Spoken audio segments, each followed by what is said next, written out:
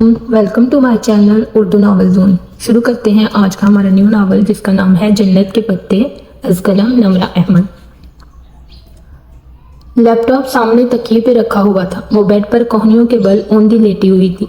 Screen की रोशनी उसके चेहरे को चमका रही थी। वो थोड़ी तले हथेली रखे दूसरे हाथ की एक उंगली लैपटॉप की टच पैड पर फेर रही थी। लंबे सीधे बाल साइड पर पड़े थे। उसकी आंखें भी वैसी ही थी, स्याह बड़ी बड़ी आंखें और चांदी जैसी चमक थी, और चेहरा मलाई का बना लगता था, सफ़ेद साफ और चिकना सा। वो इसी मगन अंदाज में स्क्रीन पर नजरें मरकूज किए टच पैड पर उंगली फेर रही थी। एक क्लिक के बाद कोई सफ़ा खुला तो उसकी मुतहरिक उंगली रुक गई। स्क्रीन पर जमी आंखों में जरा तफक्कुर उभरा और फिर बेचैनी। उसने जल्दी जल्दी 2-3 बटन दबाए। लोडिंग। अगले सफ़े के लोड होने के इंतज़ार करते हुए इसी मुस्तरब अंदाज में उसने उंगली से चेहरे की दाएं तरफ से फिसलती लटें पीछे की। चंद सेकंड में सफ़ा लोड हो गया। वो बेचैन होकर चेहरा स्क्रीन के करीब लाई तो उसके बालों की चंद लटें फिसलकर फिर चेहरे के सामने आ गई। जैसे जैसे वो पढ़ती गई उसकी आंखें हैरत से फैलती गईं, लब जरा सा खुल गए और पूरा वजूद जैसे बेयकीनी में डूब गया। ढेर सारे लम्हे लगे थे उसको खुद को यकीन दिलाने में वो जो पढ़ रही थी बिल्कुल सच है। और जैसे ही उसके जहन ने यकीन की धरती को छुपा वो एक झटके से उठ बैठी। उसका फ़ोन साइड टेबल पर रखा था। उसने हाथ बढ़ाकर सेल उठाया और जल्दी जल्दी से कोई नंबर डायल किया। रात की मुकद्दस खामोशी में बटनों की आवाज़ ने ज़रा इर्तियाश पैदा किया। उसने फ़ोन कान से लगाया। दूसरी तरफ बेल जा रही थी। हेलो ज़ारा। शायद राब्ता मिल गया था। तभी वो बेहद खुशी से चहकी। कैसी हो, सो तो नहीं गई थी? दूसरी तरफ उसकी दोस्त कुछ कह रही थी। वो लम्हे भर को सुनने के लिए रुकी और फिर हंस पड़ी। सारी बातें छोड़ो, मेरे पास जो बड़ी खबर है वो सुनो, उसने आदतन अपने बालों की लट को उंगली पर लपेटते हुए कहा। तुम यकीन नहीं करोगी, मैं जानती हूँ। अरे नहीं यार, दिलावर भाई की शादी के बारे में नहीं है। दूसरी तरफ ज़ारा ने कुछ कहा तो उसने फौरन तरदीद की। बल्कि तुम ऐसा करो, गैस करो मैं तुम्हें क्या बताने वाली हूँ। उसने एक हाथ से लैपटॉप साइड पर किया और तकिया निकाल कर बैक ग्राउंड से टेक लगाकर कहा।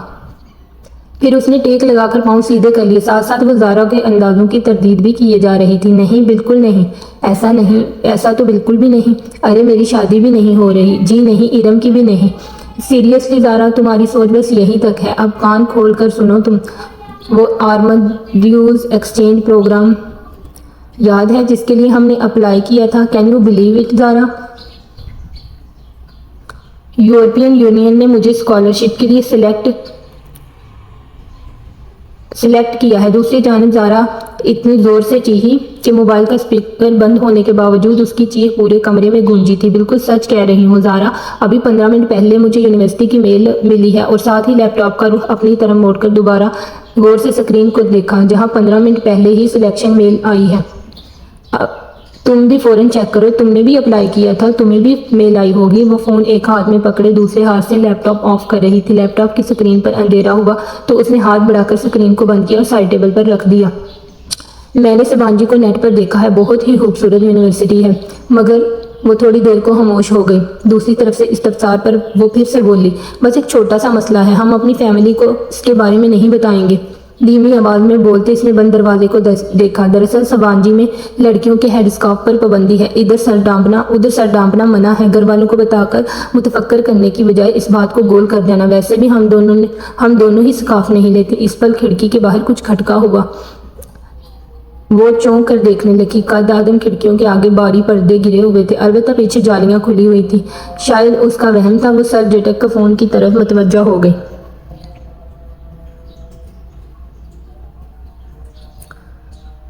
अब्बा ने मुझे कभी स्कार्फ लेने या सर ढकने पर मजबूर नहीं किया, थैंक गॉड। हाँ, इरम घर के बाहर स्कार्फ लेती है। इसके अब्बू ताया फुरकान कुछ सख्त है ना। फिर वो हेड से टेक लगाए हुए नींद दराज होकर बताने लगी, परमिशन का तो कोई मसला नहीं है। अब्बा स्पेन जाने की इजाज़त ना देते, मगर तुर्की में सबीन पुप्पो रहती हैं तो वो मान गए थे। वैसे भी उन्हें अपनी बेटी पर पूरा भरोसा है। फिर वो चंद लम्हे अपनी दोस्त की बातें सुनती रही। ज़ारा खामोश हुई तो उसने फिर सरनफी में हिलाया। कल नहीं, दावत भाई की मेहंदी कल है, तुम आ रही हो ना? और हाँ, मैं और इरम लहंगा पहन रहे हैं। सारे कज़न्स बहुत एक्साइटेड हैं। खानदान की पहली शादी है ना। ओके, अब तुम जाकर मेल चेक करो, मैं भी सोती हूँ, रात बहुत हो गई है। अलविदा के कलमात बोलने के बाद उसने फ़ोन तकिए पर उछाल दिया। फिर बाहर जाने के लिए उठ खड़ी हुई। बाहर लाउंज खामोशी में डूबा हुआ था। हया ने आहिस्ता से अपने बंद दरवाजे अपने कमरे का दरवाजा बंद किया। नंगे पांव चलते लाउंज से किचन में आई। स्याह कमीज और खुले ट्राउजर में उसका कद और भी दराज लग रहा था। किचन में अंधेरा फैला हुआ था। वो दरवाजे पर रुकी और हाथ बढ़ाकर किचन की लाइट जलाई। सारी बत्तियां जल गई। उसने आगे बढ़कर फ्रिज का दरवाजा खोला और पानी की बोतल निकालने को झुकने से बाल फिसलकर सामने आ गए। हया ने नरमी से इसको पीछे किया और पानी की बोतल लेकर सीधी हुई। काउंटर पर रखे रैक से गिलास उठाया और पानी गिलास में उंडेलने लगी। तभी उसकी निगाह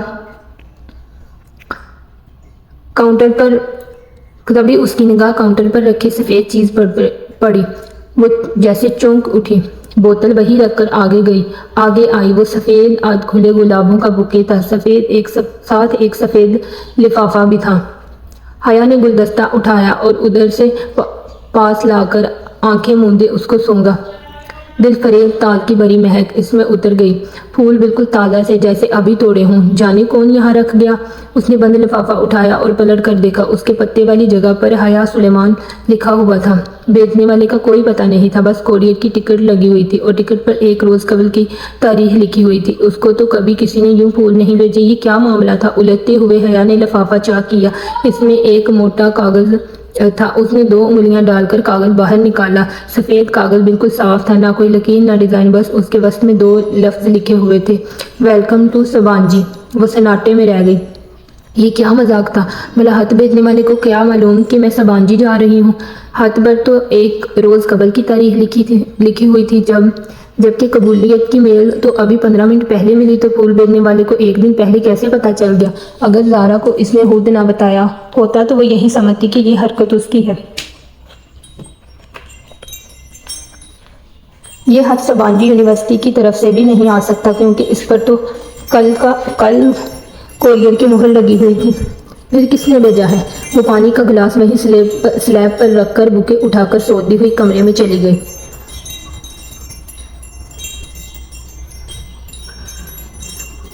उसने लॉक पर चाबी घुमाई ही थी कि गेट के पार से ज़ारा आती दिखाई दी। वो दरवाज़ा खोलकर मुस्कुराती हुई सीधी हुई। हया, मुझे कोई मेल नहीं मिली। ज़ारा ने अध खुले गेट को धकेलकर अंदर कदम रखा। इसके चेहरे पर उदासी थी। कोई बात नहीं, 1-2 दिन में आ जाएगी, फिक्र मत करो। हमने एक साथ ही अप्लाई किया था। मुझे आ गई है तो तुम्हें भी आ जाएगी। मगर स्कॉलरशिप को ऑर्डिनेटर के ऑफिस के बाहर जो लिस्ट थी, इसमें भी मेरा नाम नहीं है और मेरा सिर्फ तुम्हारा है। हमारे डिपार्टमेंट में से और एनवायरमेंटल साइंसेज की एक लड़की हदीजा का है। मुझे लगता है मेरा सिलेक्शन ही नहीं हुआ। ओह, इसे वाकई अफसोस हुआ था। इसकी ज़ारा से अब बात हो रही थी। है तुम कहीं जा रही हो। ज़ारा चेहरे पर बशाशत लाते हुए बोली। हाँ, मार्केट इरम के साथ। कल दावर बाई की मेहंदी का फंक्शन है ना, और लहंगे के साथ की हाई हील्स गुम हो गई हैं। शायद काम वाली उठाकर ले गई है। अब नए जूते खरीदने पड़ेंगे। तुम चलोगी साथ। उसने गाड़ी पर कोहनी टिकाते हुए कहा। वो हल्की आसमानी लंबी कमीज और तंग चूड़ीदार पजामे में मलबूस थी। कमीज का दामन टहनों से जरा ऊपर था। हम रंग दुपट्टा गले में था और बाल कमर पर खुले थे। हाँ चलो, जल्दी निकलते हैं। ज़ारा फौरन तैयार हो गई और फ्रंट सीट पर बैठ गई। इरम को भी लेना है, हया ने बैठकर कहा। वैसे तुम्हारे साथ सिताया इरम को तुम्हारे साथ जाने की इजाज़त दे देते हैं। इरम इन दोनों से जूनियर थी और इसका डिपार्टमेंट भी दूसरा था, सो ज़ारा से इसकी ज़्यादा मुलाकात नहीं थी। इसकी सख्ती सिर्फ स्कार्फ तक है, ऐसे वैसे नहीं है। वो कार बाहर गेट पर ले आई। इरम का घर ज़ारा के हमसाये में था। दोनों घरों के दरमियान की दीवार में आने जाने का रास्ता था, लेकिन इसे जब भी इरम को पिक करना होता तो वो इसके गेट के बाहर हॉर्न किया करती थी। अब भी जोर से हॉर्न दिया तो चंद लम्हों में इरम बाहर आ गई। कासनी लंबी कमीज, ट्राउजर और हमरंग दुपट्टा सीने पर फैलाए, चेहरे पर कासनी स्कार्फ लपेटे वो तकरीबन भागती हुई पिछली सीट के दरवाजे पर आई। हेलो हया। हेलो ज़ारा, वो चहकती हुई कहकर बैठी और दरवाज़ा बंद कर किया। हया के साथ वोटिंग के प्रोग्राम पर वो यूं ही खुश हुआ करती थी। हया के साथ आउटिंग के प्रोग्राम पर वो यूं ही खुश हुआ करती थी। कैसी हो इरम, तुमसे तो अब मुलाकात ही नहीं होती। उसने रुख मोड़कर उसको देखा। आपका डिपार्टमेंट दूर पड़ता है तभी। और हाँ, हया बता रही थी कि आप लोगों का तुर्की में सिलेक्शन हो गया है। मैं सिलेक्ट नहीं हुई, हया हो गई है। खैर, इसमें कोई बेहतरी होगी। तुमने अप्लाई नहीं किया था, अब्बा इजाज़त देते तब ना। इसने उदास होकर कहा। वैसे पेरेंट्स को इतना सख्त नहीं होना चाहिए, ज़ारा ने कहा। हया ने ताईदी नज़रों से ज़ारा को देखा कि पहले एहसास कमतरी में मुब्तला इरम मज़ीद उदास ना हो जाए। اب بھی پتہ نہیں اتنا سخت کیوں ہے ابا پتہ نہیں اتنا سخت کیوں ہے، گرمی میں سکارف لینا اتنا آسان تو نہیں ہے، اور پھر کل مہندی کے لہنگے کی بھی آدھی آستینیں رکھنے نہیں دی، حیا کی بھی تو آدھی آستینیں ہیں، مگر ابا ذرا بھی سلمان چاچا جیسے نہیں ہیں۔ ارم تمہیں آج کیا لینا ہے؟ میں نے تو جوتے لینے ہیں، اس نے کوفت چھپاتے ہوئے بات کو بدلا۔ ارم ہر وقت یہی روتی رہتی تھی۔ چوڑیاں لینی ہیں، مگر پوری آستین کے بلاؤز کے ساتھ چوڑیاں اچھی کہاں لگیں گی؟ وہ منہ بسوڑتے پھر سے کہنا شروع ہونے لگی۔ حیا نے کیسٹ پلیئر آن کر دیا۔ عاطف اسلم کا گانا پوری آواز میں گونجنے لگا تو ارم کو چپ ہونا پڑا۔ مارکیٹ پہنچنے کے بعد ارم تو چوڑیاں ڈھونڈنے نکل گئی اور وہ دونوں میٹرو آ گئیں۔ یہ گولڈن والا جو تیسرے نمبر پر رکھا ہے وہ دکھائیں۔ بہت دیر بعد ایک اونچی ہیل اس کی نظر میں جچی تھی۔ یہ والا میم، سیلز مین نے جوتا نکال کر اس کے سامنے کیا۔ وہ زمین پر پنجوں کے بل بیٹھا تھا اور وہ دونوں کاؤچ پر بیٹھی تھی۔ پہنا دوں میم؟ یہ بہت مؤدب اور شائستہ لہجے میں سیلز مین نے مسکرا کر پوچھا۔ میرے ہاتھ نہیں ٹوٹے ہوئے، میں خود پہن سکتی ہوں۔ جی شور، یہ لیجیے۔ سیلز مین نے مسکراتے ہوئے جوتا اس کی طرف بڑھایا۔ اس نے اسے یوں پکڑ رکھا تھا کہ پکڑتے وقت حیا کی انگلیاں لازمی اس کے ہاتھ سے مس ہوتی۔ سامنے رکھ دو، میں اٹھا لوں گی۔ اس کے رکھے انداز پر سیلز مین نے گنگناتے ہوئے جوتا سامنے رکھ دیا۔ پھر بل کی ادائیگی کے بعد کاؤنٹر پر کھڑے لڑکے نے بقیہ رقم اس کی طرف بڑھائی تو حیا نے دیکھا کہ پیسوں کے اوپر 5 کا سکہ رکھا ہوا ہے اور لڑکے نے سکہ یوں پکڑ رکھا تھا جیسے سیلز مین نے جوتا۔ شکریہ۔ حیا نے نوٹوں کو کنارے سے پکڑ کر کھینچا تو سکہ لڑکے کے ہاتھ میں ہی رہ گیا۔ میم، آپ کا سکہ، لڑکے نے فاتحانہ مسکراتے ہوئے کہا کہ اب تو لازمی پکڑے گی، اور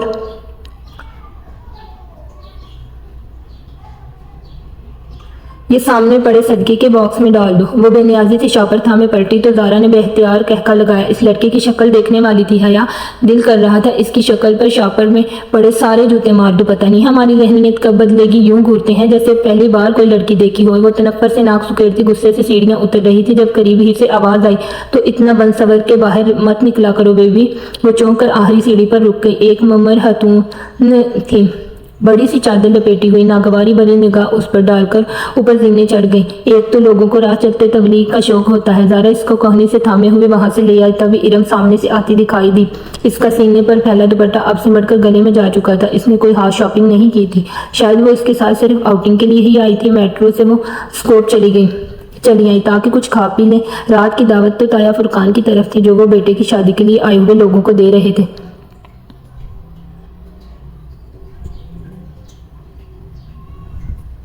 میرے لیے پائن ایپل منگوانا، میں ذرا بیکری سے کچھ لے آؤں۔ ارم جپٹ کر باہر کو لپکی۔ حیا نے گہری سانس لیتے ہوئے اپنی سائیڈ کا شیشہ نیچے کیا۔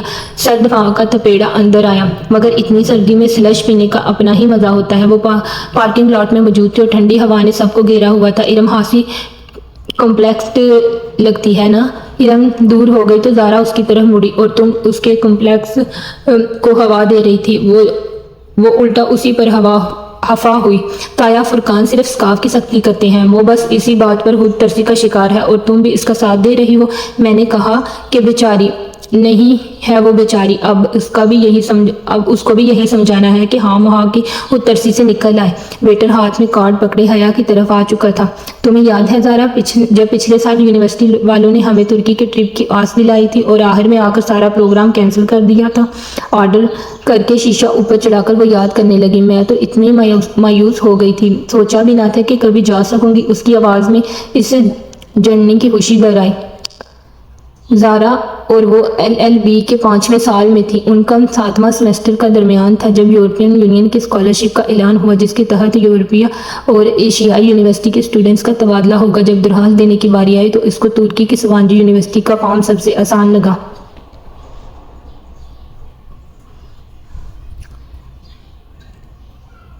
پھر ایک اسپانوی یونیورسٹی میں بھی ساتھ ہی اپلائی کیا۔ بالآخر سوانجی نے اس کا انتخاب کر لیا۔ 7واں سیمسٹر پورا کر کے اس کو 5 ماہ کے لیے ترکی جانا تھا، جہاں اس کے مضامین تو نہ تھے کہ ترکی کا قانون پاکستان کے قانون سے مختلف تھا، تو 5 ماہ کے لیے وہ اپنی مرضی سے کوئی بھی مضمون پڑھ سکتی تھی، پھر پاکستان واپس آ کر 8واں سیمسٹر شروع کرنا تھا۔ کتنا مزہ کتنا مزہ آئے گا حیا، کوئی رومانٹک سا ہینڈسم سا ہم سفر تمہیں مل جائے تو تمہارا سفر کتنا خوبصورت ہو جائے۔ ہم سفر کوئی نہیں ملنے والا، پاکستان سے ہم صرف 2 لڑکیاں سوانجی جا رہی ہیں، اور پھر ہم ٹھہری وومن یونیورسٹی میں پڑھنے والیاں، وہ حتیجہ رانا جو تمہارے ساتھ جا رہی ہے، اس سے کوئی بات ہوئی؟ ویٹر سے شیشہ بجایا تو حیا نے شیشہ نیچے کیا۔ نہیں، حتیجہ رانا کو تو میں جانتی بھی نہیں ہوں۔ اس نے سلش کے گلاس پکڑے، زارا کو اس کا تھمایا، ارم کا ڈیش بورڈ پر رکھا۔ ویدیانی میں وہ شیشہ بند کرنا بھول گئی، اس کے علم میں نہ رہا۔ دفعتاً زارا کا موبائل بجا۔ زارا نے سپ لیتے ہوئے فون کان سے لگایا۔ ہیلو اماں جی، کیا ہوا؟ آواز خراب ہے؟ ایک منٹ، زارا کے فون پر سگنل ٹھیک نہیں آ رہے تھے۔ وہ سلش کا گلاس ہاتھ میں لیے باہر نکل گئی۔ حیا اپنے گلاس سے چھوٹے چھوٹے سپ لیتے ہوئے ونڈو سکرین سے باہر زارا کو دیکھنے لگی۔ اب وہ دور درخت کے پاس کھڑی بات کر رہی تھی۔ ہیلو مائی بیوٹی، کوئی ایک دم سے اس کے بالکل قریب آ کر بولا۔ وہ ڈر کر اچھلی۔ ذرا سر جوس بھی کپڑوں پر گلا۔ کھلی کھڑکی پر ایک خوبصورت عورت جھکی ہوئی تھی، میک اپ سے بھرا چہرہ، آئی شیڈو سے چمکتی آنکھیں، بھڑکتی ہوئی سرخی بالوں کا جوڑا اور چمچم کرتے کپڑے۔ وہ عورت نہیں تھی مگر مرد بھی نہیں تھا۔ ڈرو نہیں سونیو، میں تمہاری دوست ہوں، ڈولی کہتے ہیں مجھے۔ ہٹو جاؤ۔ وہ گھبرا گئی۔ خواجہ سرا کے وجود سے سستے پرفیوم کی خوشبو اٹھ رہی تھی، اسے کراہیت سی آئی۔ اچھا سونیو، ذرا بات تو سنو۔ اس نے اپنا چہرہ اور جھکایا۔ اس سے پہلے کہ وہ آگے بڑھتا، حیا نے سلش کا بڑا گلاس اس کے منہ پر الٹ دیا۔ ٹھنڈی تھار برف منہ پر گرتی تو وہ بلبلا کر پیچھے ہوا۔ اس نے پھرتی سے شیشہ اوپر کر لیا۔ سنو جی، وہ مسکرا کر چہرہ صاف کرتے ہوئے شیشے بجانے لگا۔ بند شیشے کی وجہ سے اس کی آواز کم آ رہی تھی۔ اب کوئی گانا گا رہا تھا۔ کپ کپاتے ہاتھوں سے اس نے انگنیشن میں چابی گھمائی اور گاڑی وہاں سے نکال لائی۔ گاڑی بیکری کے داخلی دروازے کے سامنے روکی اور پیچھے مڑ کر دیکھا۔ وہ درختوں کے پاس ڈولی نامی خواجہ سرا ابھی تک وہیں کھڑا تھا۔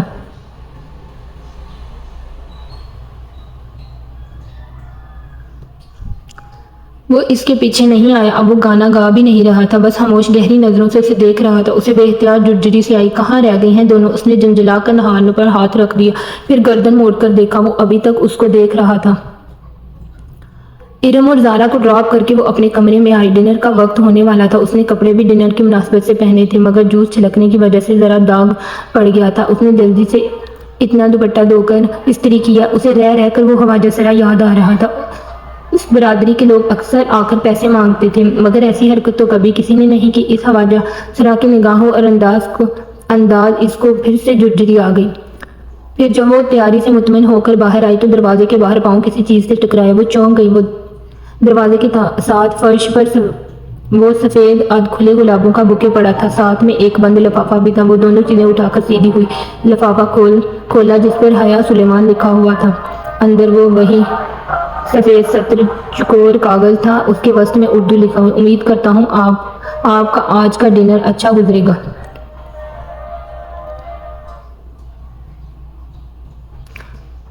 اس نے لفافہ پلٹ کر دیکھا، اس پر کچھ اور نہیں لکھا تھا، بس لفافے پر گزشتہ روز کی مہر لگی تھی۔ یہ کون تھا اور کیوں اسے پھول بھیج رہا تھا؟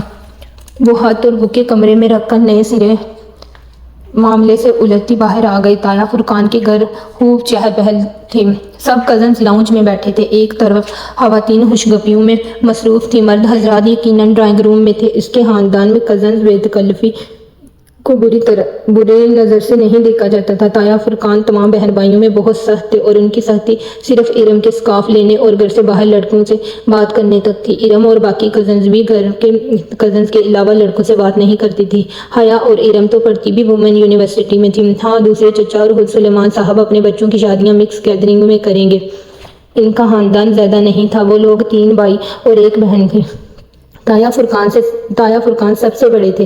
داؤد، فرح، ارم اور سمی ان کے بچے تھے۔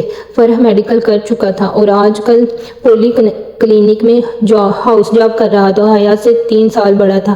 سمی فرح سے سال بھر چھوٹا تھا اور MBA کر کے جاب کر رہا تھا۔ سب سے بڑے داؤد کی شادی ہو رہی تھی۔ فرقان صاحب کے بعد سلیمان تھے، ان کی ایک ہی بیٹی حیا اور ایک بیٹا روحیل تھا۔ روحیل پڑھائی کے سلسلے میں امریکہ میں ہوتا تھا۔ پھر زاہد چچا تھے، ان کی بڑی 2 جڑواں بیٹیاں مہوش اور سہرش تھیں۔ پھر بیٹا رضا انجینئر تھا۔ سب سے چھوٹی بیٹی ثنا اے لیول کر رہی تھی۔ اس وقت روحیل کے علاوہ جو کہ امریکہ میں تھا اور داؤد کے جو ڈرائنگ روم میں تھا، باقی سب کزنز لاؤنج میں بیٹھے